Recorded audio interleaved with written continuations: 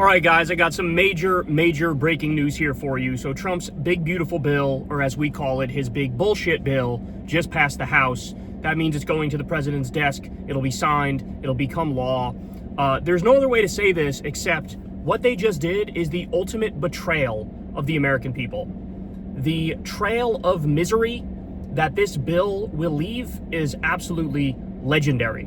So just to let you know what this bill does, first of all, it adds about $4 trillion to the deficit and the debt. Of course, the main crux of it is to cut taxes for the wealthy and raise taxes on the lower and middle class. The bill cuts Medicaid to the tune of $800 billion, which effectively kicks over 16 million people off of health care. It raises out-of-pocket costs. It reduces coverage for poor and disabled people. That's right, disabled people are going to lose their lifeline as a direct result of this bill. Of course, 3 million people were kicked off of the SNAP program, which is the food stamp program. It cuts free school lunch for kids. They actually end up kicking millions of people off of Obamacare subsidies as well. A lot of people don't know this, but the bill ultimately ends up cutting Medicare too, because it violates pay-go, and as a direct result of that, it leads to a sequester in Medicare, which basically means it's a fancy way of saying there's going to be automatic reductions in Medicare.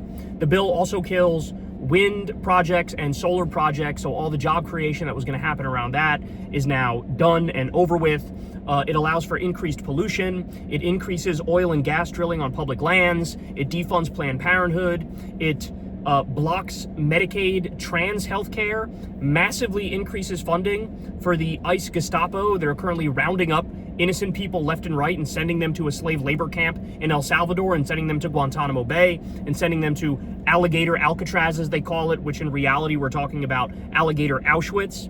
It also increases energy prices in every single state, and it even repeals a tax on gun silencers.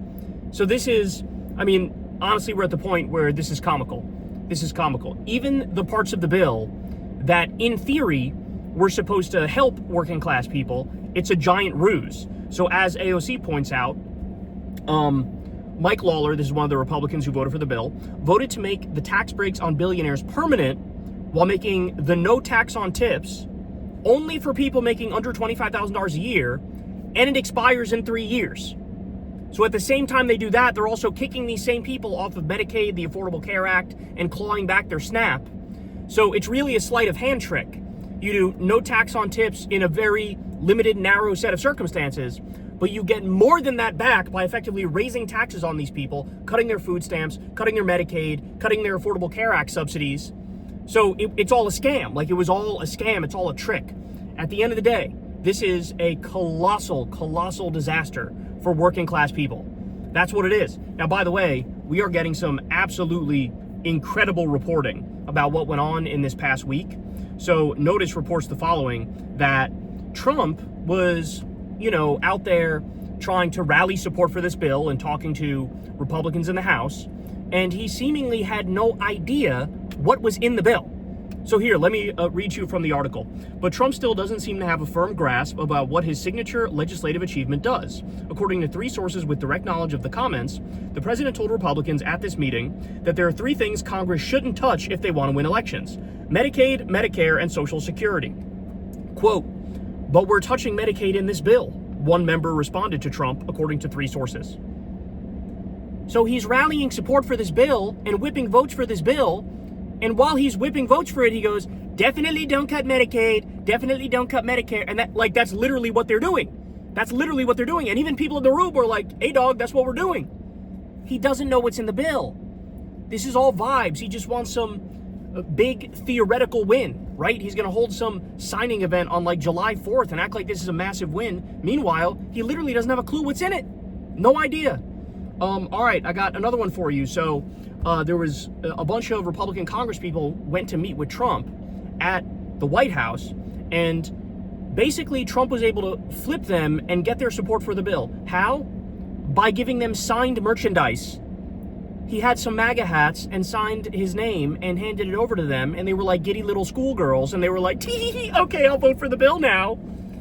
There's even one quote. Ready for this? Quote, Mr. Trump told him, one of the Republicans who was a holdout, he could go to the pro shop and pick out a shirt. What? So, signed hats, go to the pro shop and pick out a golf shirt. And by the way, some of these Republicans, when they left the meeting with Trump, they were recording like TikTok videos and Instagram videos and shit. And they were like giggling and so happy, like, oh, this was so incredible. The president's so amazing. We love him so much. All it took was one meeting with Trump schmoozing these assholes. And they go, sure, kick 17 million people off of Medicaid and destroy their fucking lives. So, by the way, understand, people are truly not grasping the gravity of what just happened. Now, I should point out, most of the worst cuts kick in 2028. So that was a devious, evil, genius Republican plan to say, hey, let's put the worst parts of this bill, let's push it off to 2028 so that if a Democrat wins, you blame them when the shit hits the fan. That's the purpose of that.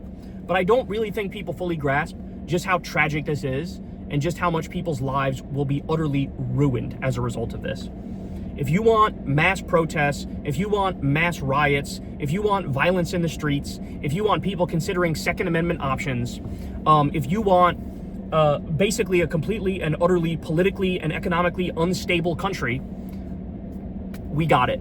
As bad as it was before, with record income and wealth inequality, this eclipses by far what we were living in previously.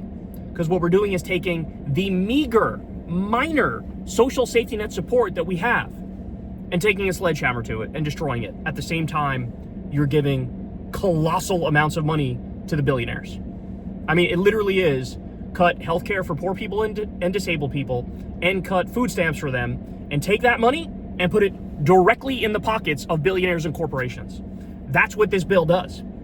It's an absolute catastrophe. And I'll leave you here with Gavin Newsom said the following: 17 million people just lost healthcare, 18 million kids just lost school meals, 3 million Americans just lost food assistance, and 3.5 trillion was added to the deficit, all for a tax cut for Trump's billionaire donors. The ultimate betrayal. Understand something, guys. There is no way to spin this as if it's positive for people.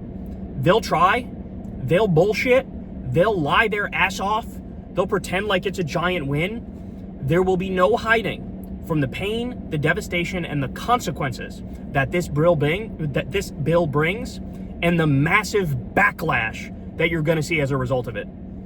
This is a 5-alarm fire moment. We've truly crossed the Rubicon, and I mean, I'm speechless when I think of the widespread devastation that's about to happen to this country now, because these assholes wanted to impose their evil, sadistic agenda on the American people, all at the behest of their billionaire donors.